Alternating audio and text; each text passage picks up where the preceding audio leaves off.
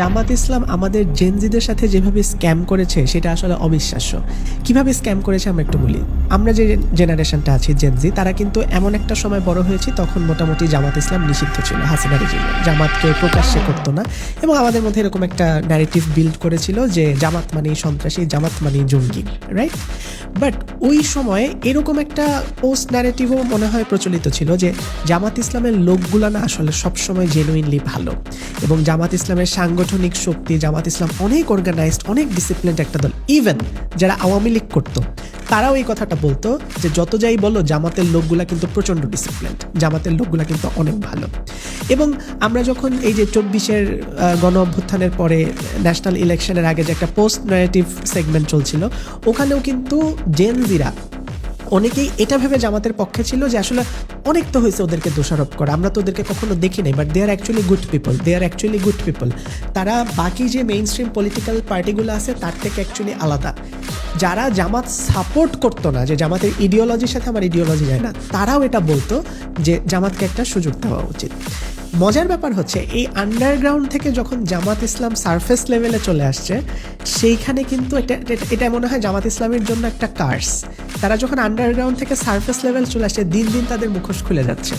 তারা এত মেধাবীদের দল, সংসদে তাদের বাজেট নিয়ে কনস্ট্রাকটিভ ক্রিটিসিজম করার মতন একটা লোক নেই। আমির হামজা বলে কি 9 লাখ কোটি না হয়ে 6,000 কোটি নাকি একটা বললো যে এত কোটি হলে ভালো হইতো।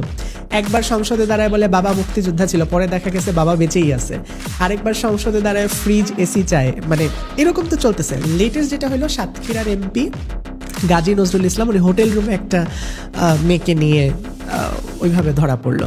আসলে এখানে পলিটিক্যাল অনেক ন্যারেটিভ আছে, কেন মেয়েটা ছিল, মেয়েটার কনসেপ্ট, ওই আলোচনায় আমি যাব না। এখানে সবচাইতে বড় বিষয়টা সেটা হচ্ছে এই গাজী নজরুল ইসলাম, থ্যাংক গড উনি কোনো স্বতন্ত্র এমপি না, জামাত থেকে জাস্ট নমিনেশন দিয়েছে। যদি এটা হইতো জামাত বলতো আচ্ছা উনি তো জাস্ট আমাদের স্বতন্ত্র এমপি, উনি তো আমাদের সাথে কানেক্টেড না, আমাদের দলের সাথে।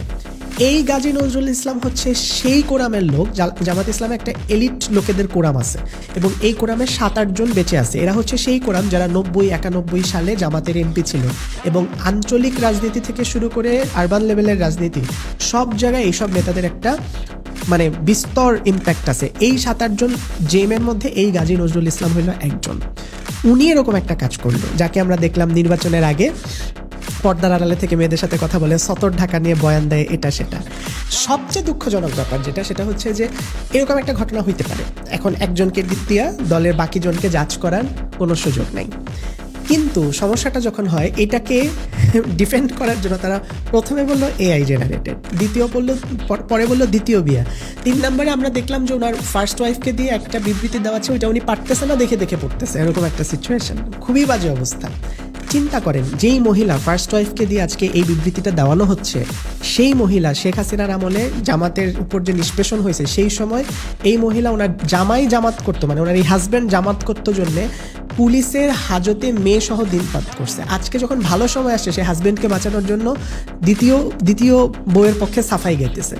মানে কোন লেভেলে চলে গেছি আমরা। তার চেয়ে বড় কথা, আমরা রিসেন্টলি জামাত ইসলামের পেজ থেকে দেখলাম কোনো রকম বিবৃতি না দিয়ে একটা আল্লাহর কুরআনের আয়াত দিয়ে দিছে যে আল্লাহই সিদ্ধান্ত নেবেন কাকে ক্ষমা করবে, আল্লাহই সিদ্ধান্ত নেবেন কাকে শাস্তি দিবে।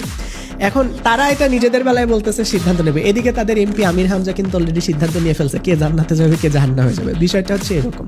তো এই যে একজনকে এমপি বানায় দেওয়া, প্রত্যেকটা ন্যারেটিভের আন্ডারে ধর্ম বিক্রি করা, আমি জানি না এগুলা শেষ কোথায়। এবং এই দল যে আস্তে আস্তে নিজেদের মুখোশ, এবং এটা যে আসলে একটা বেসিক পলিটিক্যাল পার্টি, বাকিদের সাথে যে এদের কোনো পার্থক্য নাই, এটা যে দিন দিন বের হয়ে আসতেছে, এটা আল্লাহর রহমত, এবং আল্লাহ আমাদেরকে এদের হাত থেকে রক্ষা করুন, আমিন।